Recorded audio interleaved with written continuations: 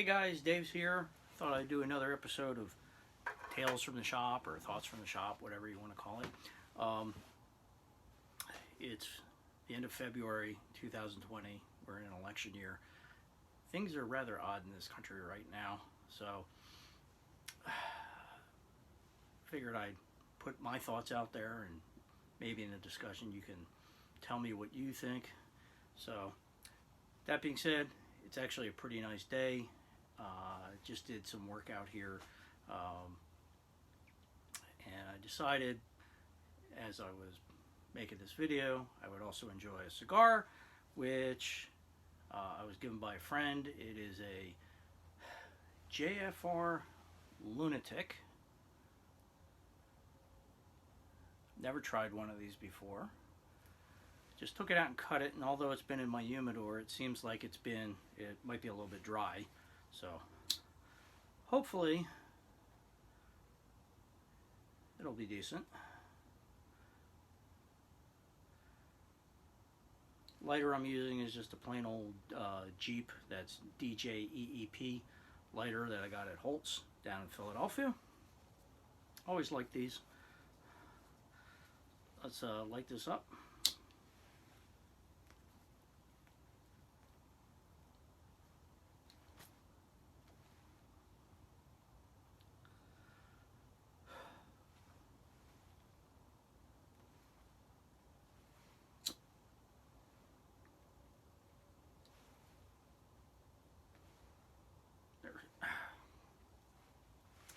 There we go.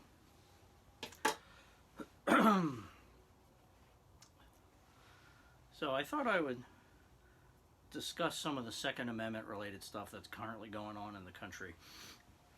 Hopefully most of you are already aware of this, but there's been a big push by the members of the Democratic Party, along with some Republicans, to pass a variety of gun control legislation. Most notoriously, this has been manifesting itself in Virginia, which I think most people probably would have normally thought, hey, Virginia, it's in the South, it's it's going to be pro-gun. Unfortunately, what's happened is that politically, Virginia's been trending blue because of the influx of basically influx of jobs related to the federal government, and that just tends to attract that sort of people with those sorts of political beliefs. Unfortunately, there's also a lot of outside influence in the form of outside funding from people like George Soros and his foundation, along with plenty of other groups. So as soon as the elections last fall showed that the Democrats were taking control of the Virginia state government, they announced that they were going to ram a whole bunch of gun control bills through, including an assault weapons ban. And naturally, all of a sudden, that prompted a real severe backlash, especially when you had people in the state legislature saying, oh, well, we could mobilize the National Guard to enforce this. And it's really, it shows a great divide in the red areas of the country and the blue areas of the country, and we're just getting continually more and more polarized by folks who benefit from that, whether it's on the left, and there are some folks on the right who are also stirring the pot. This is not good for the health of the republic. We need to have common ground in order to coexist, and ultimately that unfortunately is going to fail if we can't find common ground, and if one side or the other is insisting that it's their way or the highway. So there are a couple of lessons that we as gun owners, we as folks who are interested in preserving our Second Amendment rights, need to learn. As somebody once said, elections matter. Just because it's an off-cycle election, just because you're not dealing with a president presidential election or a federal Senate or House of Representatives, you got to get your ass out to the polls and cast your vote. If you don't do that, then you wind up with a situation like you had in Virginia, where all of a sudden you've got what one party sees as a mandate, and it's not really a mandate. It's the result of low voter turnout. All these Second Amendment sanctuary resolutions would not have been necessary if gun owners had gotten out and voted. So we're all having elections this fall, and I'm begging American gun owners to get out there and vote. Here in Pennsylvania, we're going to have our annual Second Amendment rally in Harrisburg on Monday, June 8th. I'll post a link to that in the description down below. If you are a gun owner in Pennsylvania, please get out there. I'm planning to be there.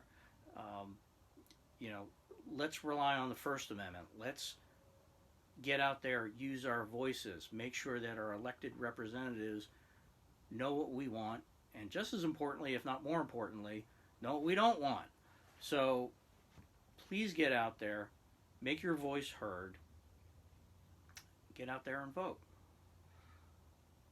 Because if we can't use if the soapbox and the ballot box aren't enough, and the jury box doesn't allow us to nullify laws that trample the rights of one section or the other of the electorate, then we hit the cartridge box, and we really, really don't want to do that.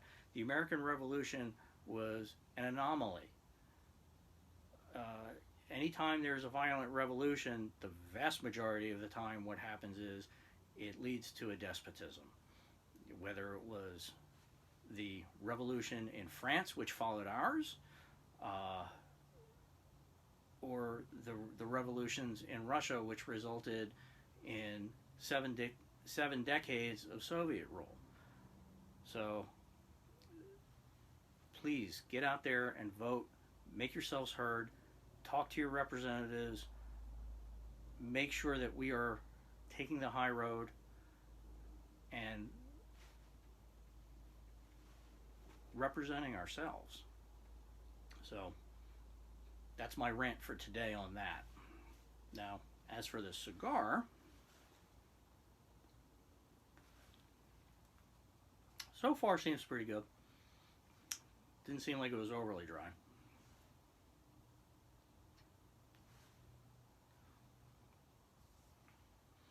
So I think I'm just going to sit here for a while, gonna enjoy this cigar. I hope if the weather by you is good, you're getting out and enjoying some of the break for the winter nastiness. And I'll see you around sometime. If you like what I have to say, please hit that like button. Please hit the subscribe button and the little bell so that you get notified on the occasions when I do upload something new. And see you around sometime. Bye.